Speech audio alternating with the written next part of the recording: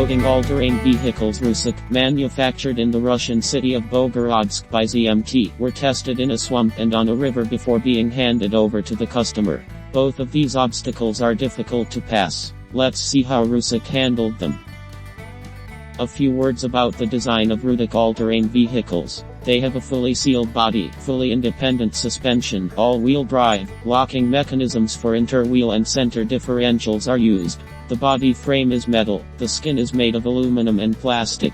The engine compartment is equipped with a Cummins diesel engine paired with a 5-speed manual gearbox. Planetary gears are built into the wheels. The RUSAK all-terrain vehicle is produced in 2 basic modifications, with 3 axles and with 4 axles.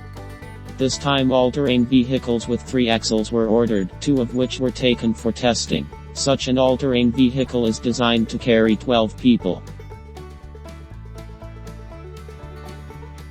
The main thing that customers demand from the RUSAK all-terrain vehicle is the ability to overcome the swamp. We found such a swamp a few kilometers from the city of Bogorodsk. In appearance, it is absolutely impassable for any technique. This swamp never dries up, it has a viscous muddy bottom and a swampy shore. The swamp did not become an obstacle for RUSAK all-terrain vehicles. They go forward without stops and wheel slip. When you are in the cockpit of an all-terrain vehicle, because of the measured movement, it seems that it does not go, but floats. Although, water cannons do not work. RUSAK moves through the swamp only due to the wheels, which cling to the soft muddy bottom with tire treads.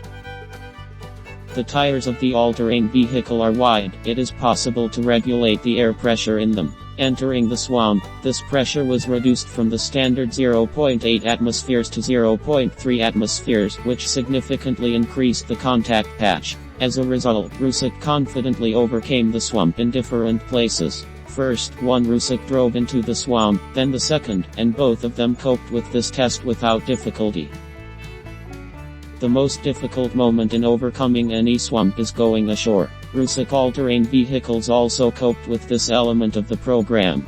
Both left the swamp and onto thick grass and onto a marshy shore, where water and mud were mixed. At the same time, all-terrain vehicles did not even slow down. This is due to the good traction of the power unit, differential locks in the transmission, a balanced distribution of body weight between the axles and a good tire tread pattern. Thus, the tests confirmed, RUSAK confidently overcomes any swamp. And after the swamp, we went to the river to check how well RUSAK can swim. Both RUSAK all-terrain vehicles made a forced march along dirt roads several kilometers long and arrived at the banks of the Oko River. RUSAK entered the water under adverse weather conditions. A strong wind blowing in the same direction was added to the course of the river. According to the weather report, its speed was about 6 meters per second. That is, the all-terrain vehicle had to sail both against the current and against a strong wind. An important nuance. Before driving into the water, the driver lowered the pressure in the tires of the rear wheels. This allowed the back of the all-terrain vehicle to be more submerged in water, as a result of which the 2 water cannons were underwater faster and began to work faster. RUSAK swims using only water cannons. The wheels are disconnected from the transmission as soon as they no longer reach the bottom of the river.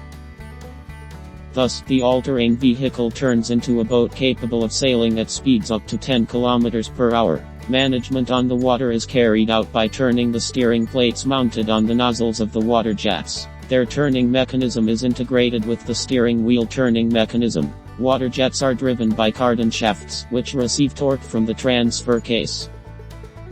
Wheel drive elements and maintenance hatches are built into the hull of the all-terrain vehicle, so this hull cannot be made completely sealed. Water will always seep in a little. But it's not scary. 2 pumps are installed in the body of the all-terrain vehicle, which are activated by buttons on the additional control panel to the left of the steering wheel. An automatic mode is provided. The pumps will turn on automatically when the water rises to a certain level. There is also a forced activation mode.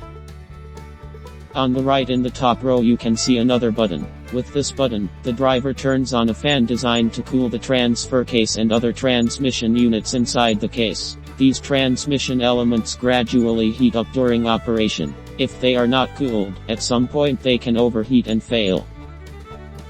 As you can see, the RUSAK all-terrain vehicle has a very thoughtful design that allows it to move confidently not only on dirt roads, deep mud and snow, but also on swamps and water. As we could see, RUSAK confidently overcomes the most difficult swamps and swims well. As these tests have shown, RUSAK is able to swim both against the current and against the wind at once. Not many all-terrain vehicles are capable of this.